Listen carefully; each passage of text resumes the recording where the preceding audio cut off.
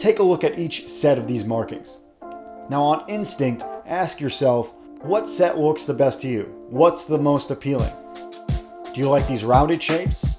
Or maybe these intricate marks over here? Or maybe this hard-edged gradient cross-hatching? What if I told you that each set is done by a totally different and popular comic book artist? Now, could you actually guess which artist matched the set that you picked? Well, we're gonna find out, and I bet there's gonna be some cool insights to be discovered here.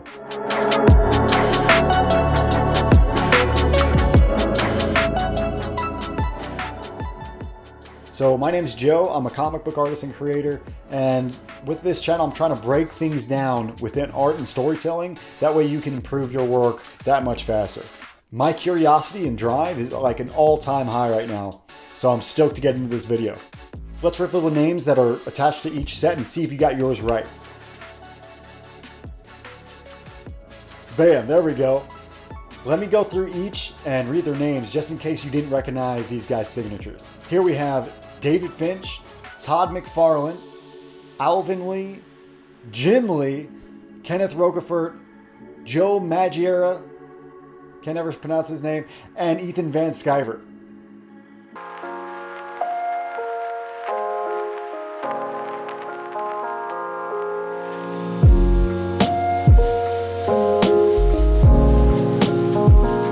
First, I want to fill you guys in on how shapes and etchings work.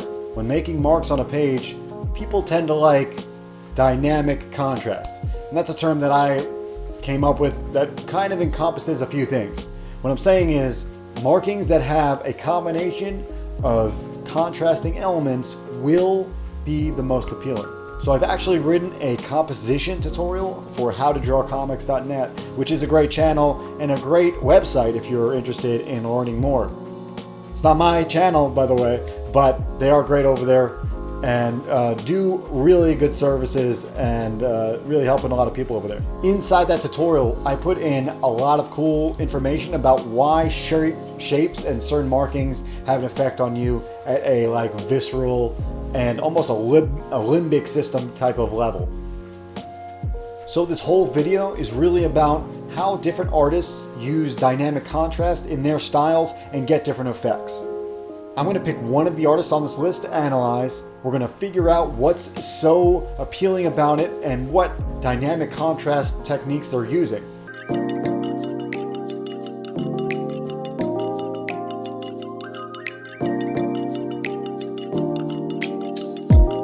So my choice is Jim Lee, and the reason why I'm picking Jim Lee is because say what you want about his business decisions or maybe his lack of a backbone, no matter who you are, you can't really deny Jim Lee's got some level of talent. He used to be one of my favorite artists, and he kind of still is. Doesn't seem like he's the most versatile artist. He's kind of, in my eyes, remained stagnant. He's been drawing for an insane amount of time now, and it shows. When he doubles down on the Jim Lee-ness of Jim Lee's art, it's unparalleled. And I think his style and the shapes and markings I'm going to bring up will be helpful for you to incorporate in your own art. He's got a process that only Jim Lee can pull off, and that's not something you should try to copy. All you need to know is why he's doing certain things and how you can replicate it in a small way in your own work.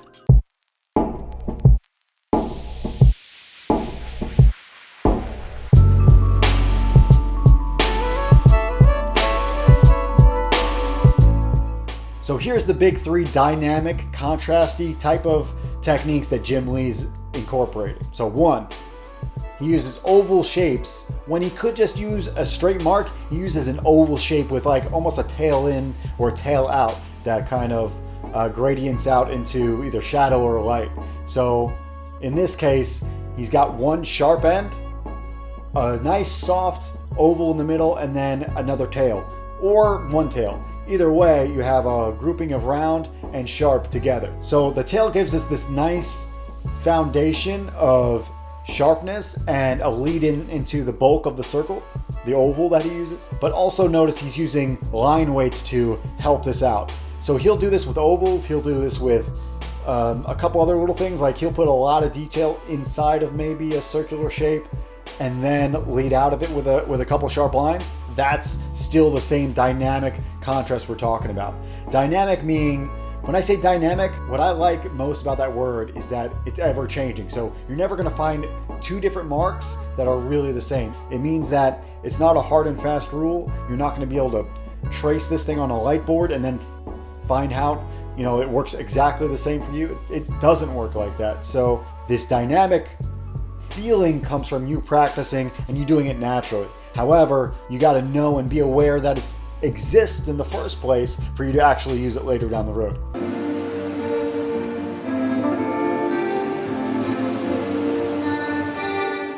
So number 2, blurry versus sharp areas of shadow or light.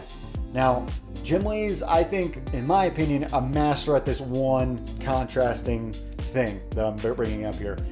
Personally, I think he's got this crazy sense for when to use like a very blurry side of the pencil type of stroke, and when he sharpens and extra sharpens the pencil down to the finest point, and then uses that as the focus of the area on the page. So what this lends to your art is a sense of focus. Your focal points are going to be bam, bam, and bam in your face.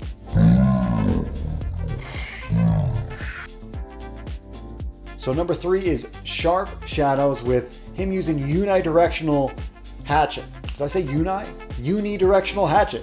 It means that you're not cross-hatching. Cross-hatching is 2 directions, maybe 3 hatching. That's like a tri-hatch going on. But the cross-hatch is 2, 1 hatch is 1 direction. However, you could do 1 direction that's not leading from the shadow to the light. You could do it laterally as well. And I think Jim Lee does both.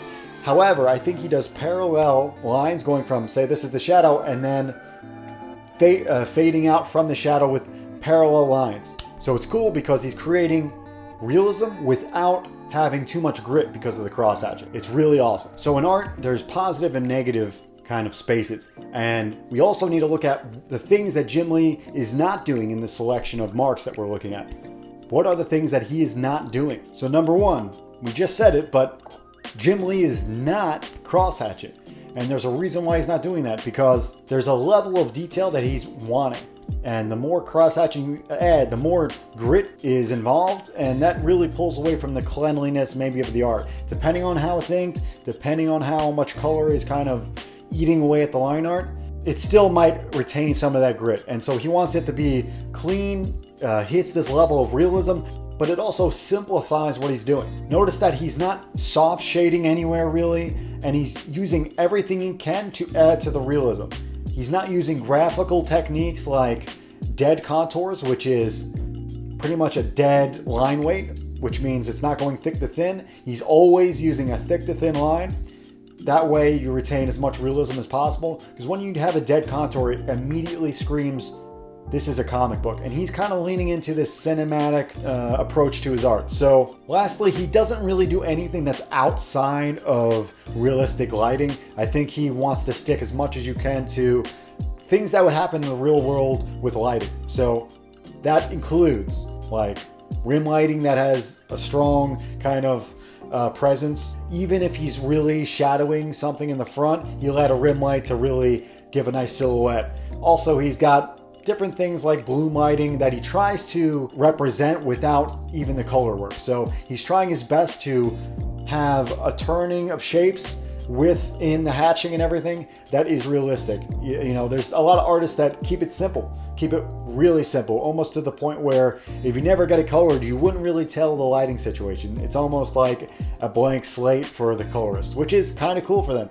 I kind of like that approach. Speaking of good approaches, I've got a book called Star Circuit that has an incredible art style. It's my favorite stuff all in one. I like pencil work. I like vibrant colors. I'm a big fan of Sid Mead, who had this insane like color palette and just this insane sense for design. And that's the stuff I'm trying to be putting into my book. It's a cyberpunk racing book about a time in the future where androids are pretty much the pinnacle of skill and humans are now trying to catch up. Chapter 1 is out. It's on my website. Go check it out now. VeraViaStudios.com right here.